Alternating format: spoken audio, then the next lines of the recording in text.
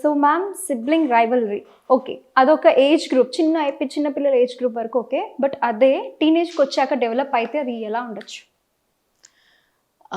మనం ఇంతకుముందు లాస్ట్ ఎపిసోడ్లో కూడా చెప్పాను నేను, sibling rivalry is in stages. 0 to 5 ఒకలాగా రియాక్ట్ అవుతారు పిల్లలు, 5 to 10 ఒకలాగా రియాక్ట్ అవుతారు. చిన్నప్పుడు మనం ముందు డిస్కస్ చేసుకున్నాం జెలసీ, అంటే నా పొజిషన్ ఏదో వీడు తీసేసుకుంటున్నాడు అన్న ఫీలింగ్ నుంచి సిబ్లింగ్ రైవల్రీ డెవలప్ అవుతుంది. But as they grow up అంటే చిన్నప్పుడు చాలా పాజిటివ్గా సిబ్లింగ్స్ని రిసీవ్ చేసుకున్న పిల్లలు కూడా చిన్నప్పుడు ఎంతో ప్రేమగా మా అక్క, మా తమ్ముడు, మా అన్నయ్య, మా చెల్లి అని అలా ప్రేమగా ఉన్న పిల్లలు కూడా as time proceeds sibling rivalry develop అవుతుంది. అంటే ఒక శత్రుత్వం వాళ్ళ మధ్యన డెవలప్ అవుతుంది. మళ్ళీ దాని రీజన్ ఎవరంటే పేరెంట్స్. 2-3 రీజన్స్ చెప్తానమ్మా why they develop this when they grow into adults.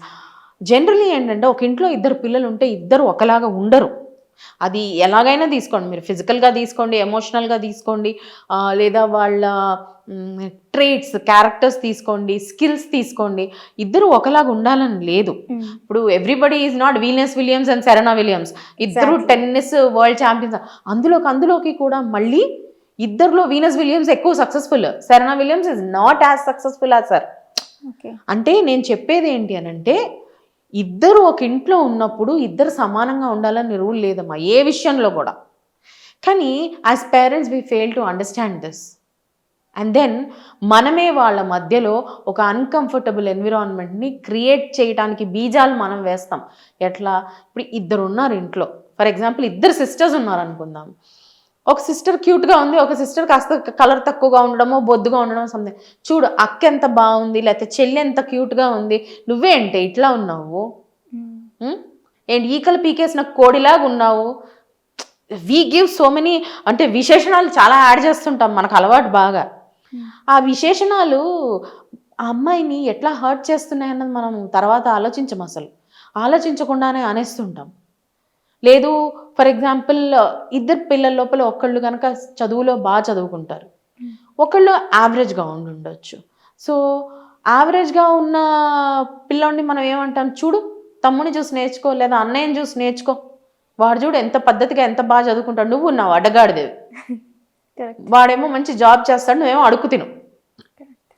ఆటోమేటిక్గా పిల్లల లోపల మనమే కదా ఒక రకమైన విషబీజం నాటుతున్నాము.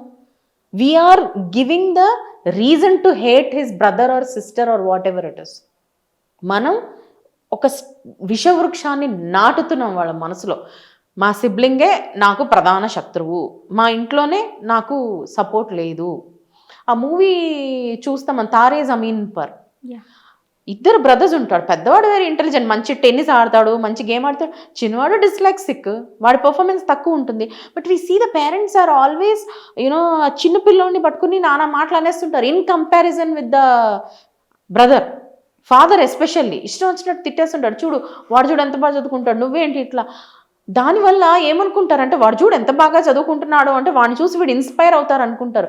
కానీ ప్రాక్టికల్గా ఇన్స్పైర్ అవ్వరండి, డీమోటివేట్ అవుతారు. నెగటివ్ కమ్యూనికేషన్ పనికిరాదు. So this negative communication is the first reason for sibling rivalry in little grown up children. తర్వాత ల్యాక్ ఆఫ్ సోషల్ స్కిల్స్. చిన్నప్పటి నుంచి మనం వాళ్ళకి షేరింగ్, కేరింగ్, అడ్జస్ట్మెంట్, కాంప్రమైజ్ ఇవన్నీ ఏం నేర్పించాం. సో వాళ్ళకి తమ సిబ్లింగ్స్తో అడ్జస్ట్ అవ్వడం కూడా కష్టం అవుతుంది.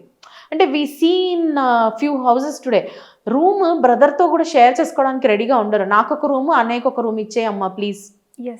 We can understand if both are of different gender, అంటే అక్క తమ్ముడు లేదా అన్న చెల్లి ఉంటే అర్థం చేసుకోవచ్చు. బట్ 2 సిస్టర్స్ 2 బ్రదర్స్ అట్లా ఉన్నా కూడా they not interested in sharing a single room. I want privacy. Okay, అది also one main reason, social skills లేకపోవడం. అండ్ 3, మనం వాళ్ళని కంపేర్ చేయటం, comparison with everybody around and with the siblings also about their physical attributes. అంటే లావుగా ఉన్నావు, పొట్టిగా ఉన్నావు, తెల్లగా ఉన్నావు, నల్లగా ఉన్నావు, ఇట్లా ఉన్నావు, అట్లా ఉన్నావు, అండ్ నీకు ఇది రాదు, చూడు అక్క ఎంత బాగా ఆడుతుంది, చూడు తమ్ముడు ఎంత బాగా చేస్తాడు, గిటార్ బాగా నేర్చుకుంటున్నాడు, నువ్వు ఇది చేయట్లేదు, నువ్వు అది చేయట్లేదు, వాడు చూడు ఎంత బుద్ధిమంతుడు, ఎంత పద్ధతిగా ఉంటాడు, నువ్వేంటి ఇట్లా జులాయిలాగా తిరుగుతావు. So all this comparison is not correct. మొన్న ఒక మూవీ చూసానండి, నాకు గుర్తుకు రావట్లేదు మూవీలో. ఎప్పుడు చూసినా కానీ కొడుకుని ఎదుటి వాళ్ళతో కంపేర్ చేస్తుంటాడు ఆయన. శర్మాజీ కా బేటా దేకో క్యా కర్ రా, శర్మాజీ కా బేటా దేకో ఐసా కియా, అట్లా చెప్తుంటారు అనమాట. వన్ ఫైన్ డే శర్మాజీ కా బేటా will take a girl and ఎలో. ఇప్పుడు వీడియో చదువుతాడు అనమాట, పాపా శర్మాజీ కా బేటా ఉస్కో లేకే భాగే అవి మే భీ జాऊं క్యా అని. So comparison develops that hatred. ఆ మూవీలో శర్మాజీకా బేటా అంటే వీడికి కోపం ఉండదు, కానీ ఇంటర్నల్గా వాడిని హేట్ చేయడానికి వాళ్ళ ఫాదరే ప్రేరేపిస్తుంటాడు. ఓకే, అలా సిబ్లింగ్స్ ఒకళ్ళనొకళ్ళు హేట్ చేయడానికి మనమే ప్రేరణ ఇస్తున్నాం. మనం అంటే పేరెంట్స్ అవ్వచ్చు, ఫ్యామిలీ మెంబర్స్ అవ్వచ్చు, ఎవరైనా అవ్వచ్చు. Don't compare them, don't compare them. And do not, first thing, and entitlement ఇస్తున్నాం పిల్లలకు మనం. మీరే మా ప్రపంచం, మీ చుట్టే మేము తిరుగుతాము, మీకే ఎంజాయ్ చేసే హక్కు ఉంది, మాదంతా మీకోసమే. అప్పుడు వస్తుంది, నా కోసమా అక్క కోసమా? ప్రతి ఒక్కరికి ఇద్దరికీ అదే చెప్తాం కదా, మీకోసం అంటాము. మీకోసం అంటే ఎవరి కోసం చెప్పు అని వాళ్ళు అడుగుతున్నారు. They want clarity. Then what can we say? ఇద్దరు సమానమే అంటాం, కానీ ఎప్పుడైనా ఇద్దరిని సమానంగా ట్రీట్ చేస్తున్నామండి పేరెంట్స్? మనం చేయట్లేదు. ప్రతి చోట సమానంగా ఉండలేకపోతున్నాము. నువ్వు చిన్నవాడివిరా, నువ్వు ఊరుకో, లేదా నువ్వు పెద్దదానివి వదిలేసేవాడి కోసం. సో ఎవ్రీ ప్లేస్ మనం వాళ్ళని వదిలేయండి అంటే సూపర్ఫిషియల్గా చెప్తున్నాం. అసలు ఎందుకు చిన్నవాళ్ళ కోసం వదిలేయాలి, ఎందుకు పెద్దవాళ్ళకి రెస్పెక్ట్ ఇవ్వాలి, ఎందుకు అక్క కోసం నేను ఈ పర్టికులర్ పని చేయాలి, లేదా నేను ఎందుకు తమ్ముడు కోసం ఈ విషయాన్ని ఇగ్నోర్ చేసి వదిలేయాలి, మనం చెప్పట్లేదు వాళ్ళకి. అంతెందుకంటే చిన్న ఎగ్జాంపుల్ చెప్తాను. ఒక ఇంట్లో ఇద్దరు బ్రదర్స్ కానీ ఇద్దరు సిస్టర్స్ కానీ ఉండి ఆల్మోస్ట్ సేమ్ ఫిజికల్ మెజర్మెంట్స్తో ఉంటే కూడా వాళ్ళు క్లోతింగ్ షేర్ చేసుకోవడానికి ఇంట్రెస్ట్ చూపించట్లేదు. నీది నీదే, నాది నాదే, నాది నేను కొనుక్కుంటా, నీది నువ్వు కొనుక్కో. ముందే ఉండేది ఇంట్లో ఇంట్లో సంగతి పక్కకు పెట్టండి, పెద్దనాన్న కూతురు ఉంటే దాని బట్టలు తెచ్చుకుని వేసుకున్న సందర్భాలు కూడా ఉన్నాయి. వీ యూస్ టు షేర్ అంటే కంపల్సరీ అయ్యేది. But today we don't have, మనం షేర్ చేసుకోము ఎవరితోని. ఉన్న సిస్టర్తో షేర్ చేసుకోవడానికి కూడా మనకి ఇబ్బంది. నా బట్టలు నావే, please don't touch my wardrobe. ఎందుకంటే మనం చిన్నప్పటి నుంచి we are not teaching them. And at the same time నేను నాది నేను మాత్రమే అన్న యాటిట్యూడ్ వాళ్ళకి చిన్నప్పటి నుంచి మనం చూసి కూడా నేర్చుకుంటున్నారు వాళ్ళు. ఇప్పుడు మనం ఉన్నామండి, are we in joint families? No. నా ఇల్లు, నా పిల్లలు, నా భర్త, నా ఫ్యామిలీ, అంతే. మిగతా అంతా వేరే. నాకు మా అత్తగారు కూడా వేరే, మా ఆడపడుచు కూడా వేరే, మా తోడుకోడలు వేరే, వాళ్ళ పిల్లలు వేరే. సో మనం అందరినీ వేరు అనుకున్నాము. బికాస్ వీ వర్ థింకింగ్ నా ఫ్యామిలీకి నేను ఒక సెక్యూరిటీ ఇస్తున్నాను అని. Now the child will learn the same thing కదా.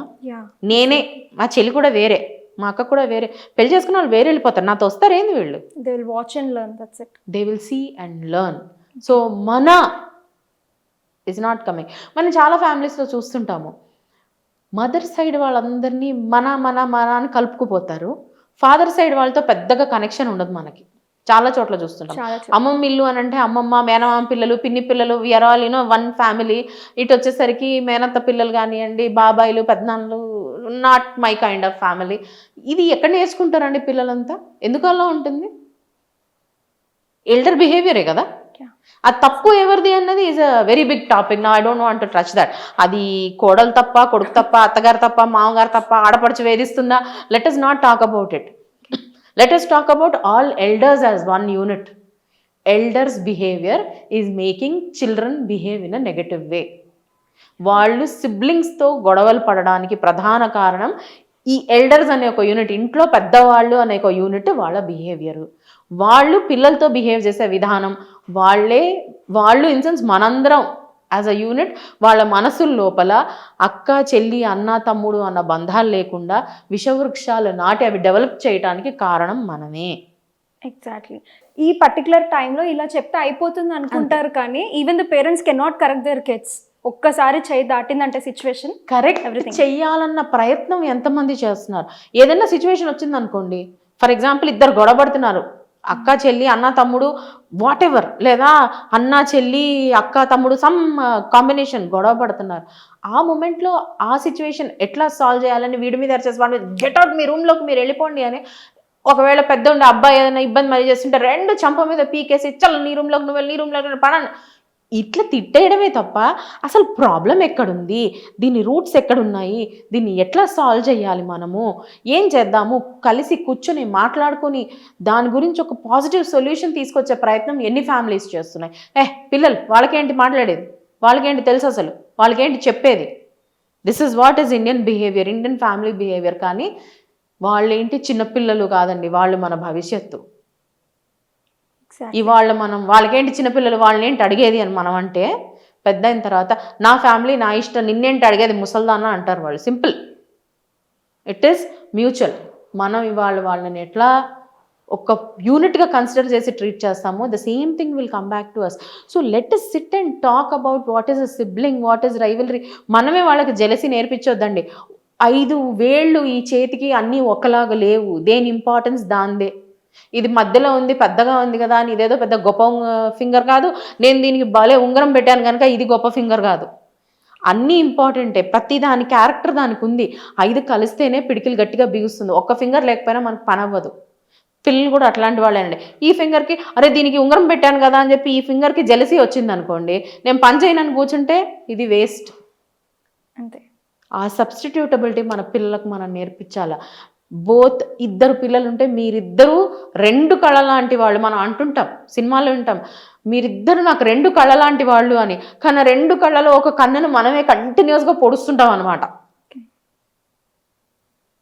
అది మనం చాలా ఇళ్లలో చూస్తున్నాం. కంపేర్ చేయకండి పిల్లల్ని, ఒకళ్ళతో ఒకళ్ళని అసలే కంపేర్ చేయకండి. ఒకళ్ళని తిట్టాలనుకున్నా కానీ ఒంటరిగా తిట్టండి, not in front of everyone. అక్క తమ్ముడు ముందు అసలే కాదు, పక్కకు తీసుకెళ్ళి వాడి తప్పుల్ని వాడికి చెప్పండి, కోప్పడండి, కానీ not in front of the other one.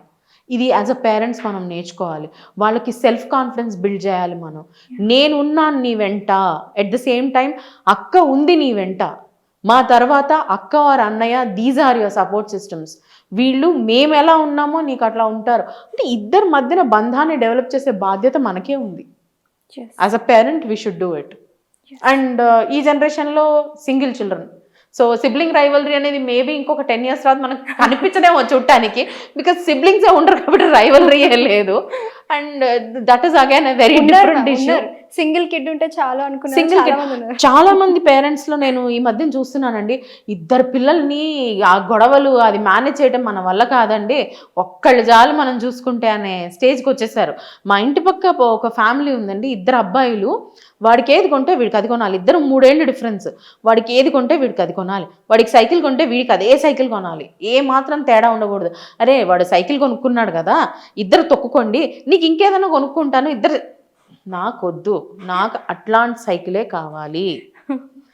Very good. బట్టలు కొంటే వాడికి కొంటే నాకు, వాడి బర్త్డేకి కూడా వీడికి బట్టలు కొనాలి, వీడి బర్త్డేకి కూడా వాడికి బట్టలు కొనాలి.